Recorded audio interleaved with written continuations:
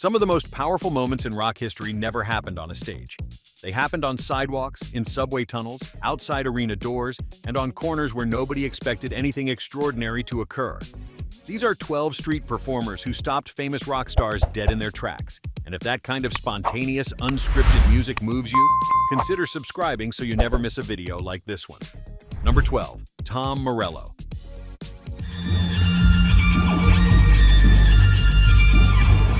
For years, the guitarist of Rage Against the Machine made a habit of walking the streets of Los Angeles with a guitar slung over his shoulder, not as a stunt, but because he genuinely believed music belonged to anyone willing to play it.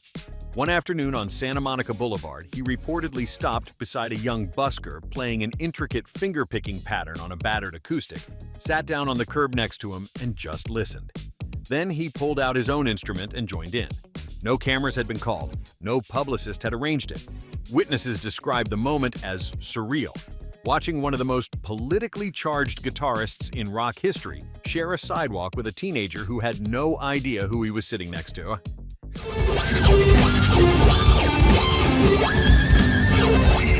That teenager walked away from that afternoon with something no record deal could manufacture. He had the quiet knowledge that someone with real standing in the music world had thought his playing was worth stopping for. Number 11. Lenny Kravitz.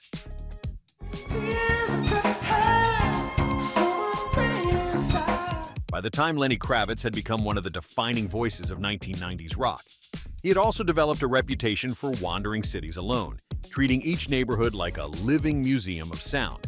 In the streets of Paris, a city he has long considered a second home, he came across a one-man band who had built an entire percussive rig out of salvaged cookware, wooden crates, and metal pipes.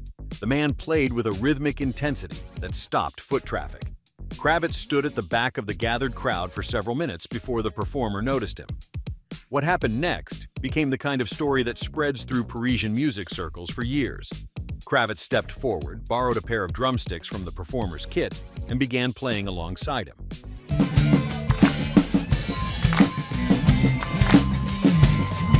No translation was needed. The two men locked into a groove that lasted nearly 20 minutes while the crowd grew to fill the entire block. The performer later said through an interpreter that he had no idea who Kravitz was until someone showed him a photograph the following day. Number 10. Bruce Springsteen.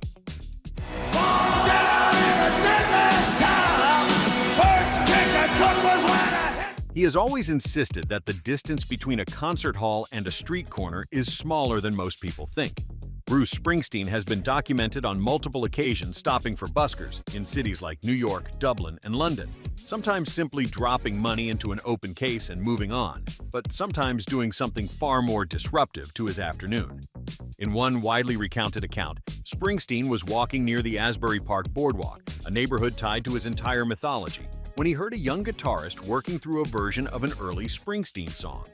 The boy could not have been more than 17.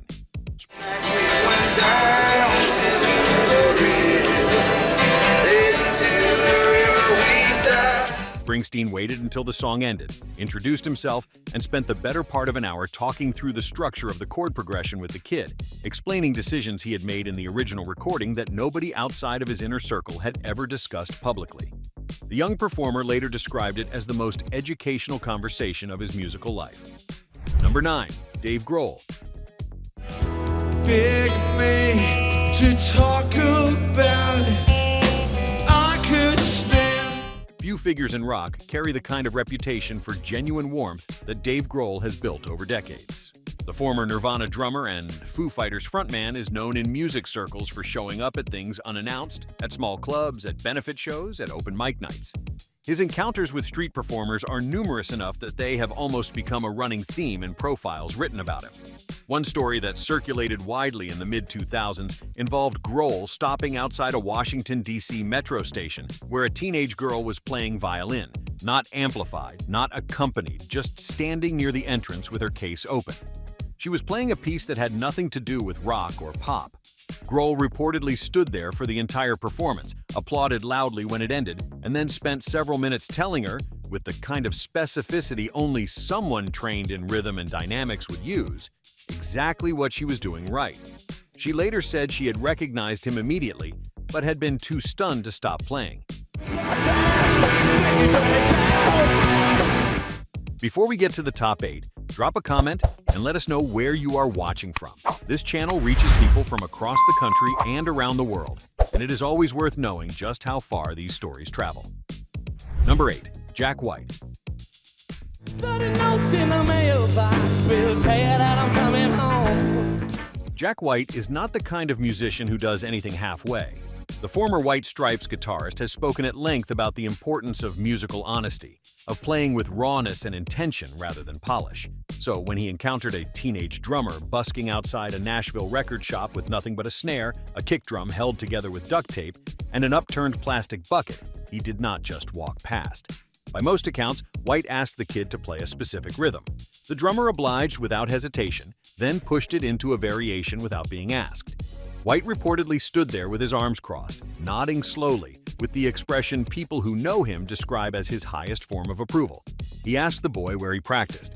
When the kid said he played in his garage because his parents could not afford lessons, White pointed him toward a local program he had helped support and told him to show up the following Tuesday.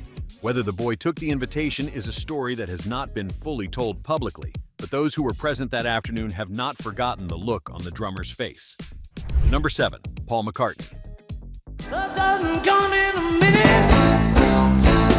Sometimes it doesn't come at all. It would be easy to fill this entire list with Paul McCartney stories because he has a long, documented history of unplanned musical moments in public places. The one that stands apart happened at a London train station, where a young singer was working through a set of original songs that owed nothing obvious to any of his influences. He had a quiet, unusual phrasing style and a voice that did not quite fit any obvious genre. McCartney, traveling without a large entourage, stopped at the edge of the gathered crowd. After the set ended and most people had moved on, McCartney approached the performer and asked him directly where he had studied. The singer said he had not.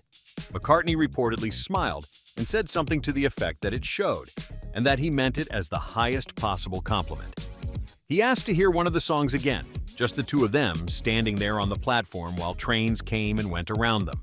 It was the kind of moment that becomes a musician's defining story, the one they tell for the rest of their lives.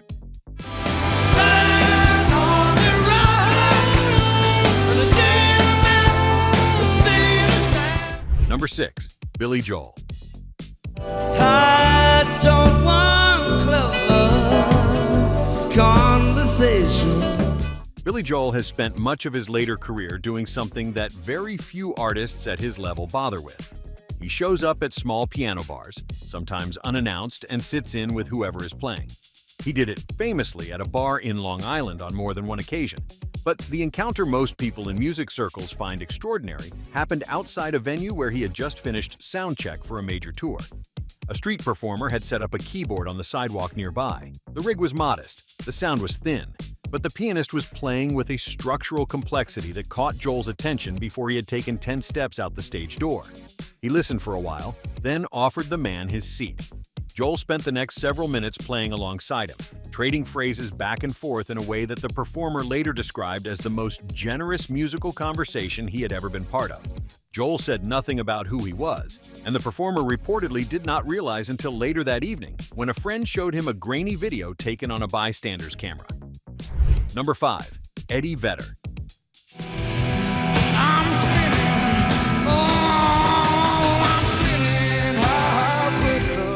Eddie Vedder has always kept a relationship with music that sits slightly outside the mainstream machinery of the industry.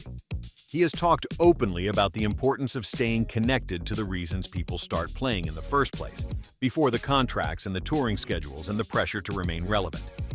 In Seattle, where Pearl Jam's mythology was born, Vedder came across a young woman busking near Pike Place Market. She was playing an acoustic guitar and singing in a language he did not recognize, using a tuning he had never heard before. He stood and listened for a long time.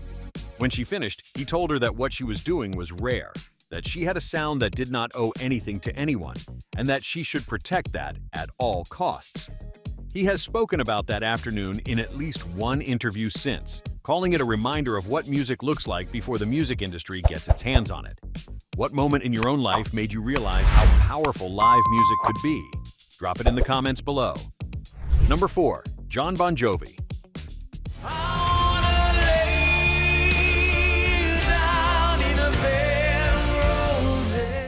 Jon Bon Jovi has spent years running charitable programs through his foundation, many of them connected to community and grassroots causes. That ethos has carried directly into how he moves through the world as a musician. There are multiple documented stories of him sitting in at small venues unannounced, but the encounter that lives most vividly in local New Jersey lore involved a teenage guitarist busking outside a shopping mall in the summer. The kid was playing original material. Not covers, not crowd pleasers, just his own songs, delivered to a crowd of passing shoppers who were largely not paying attention. Bon Jovi stopped. He waited through 2 complete songs. When the crowd thinned out, he walked over and spent nearly half an hour talking with the guitarist about songwriting, about structure, about what makes a hook stick in someone's memory. He reportedly told the kid that the second song was better than the first, and explained exactly why, with the kind of precision that only comes from decades of working at the craft.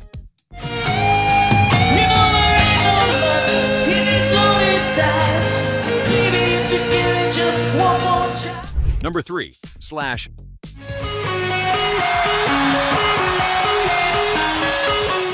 Slash grew up in Los Angeles during an era when the Sunset Strip was a proving ground, a place where musicians played without guarantees because the alternative was not playing at all.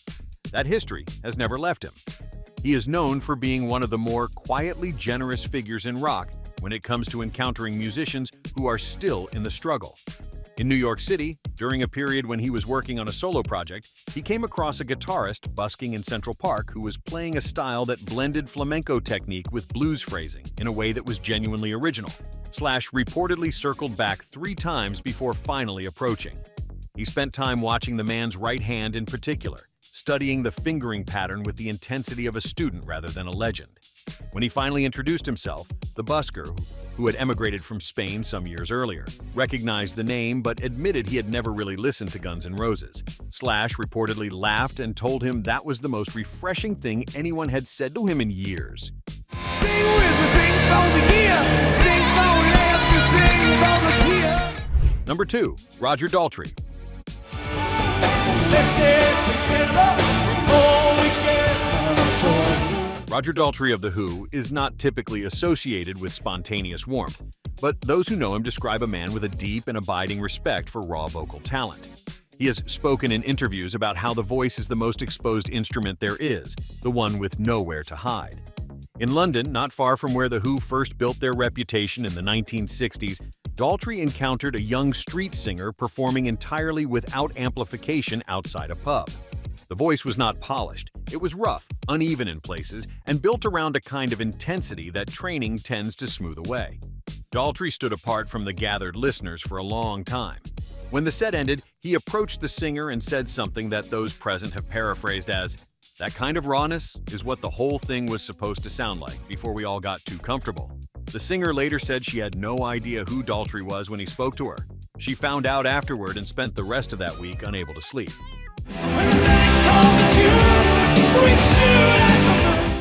Number 1. Bruce Cockburn.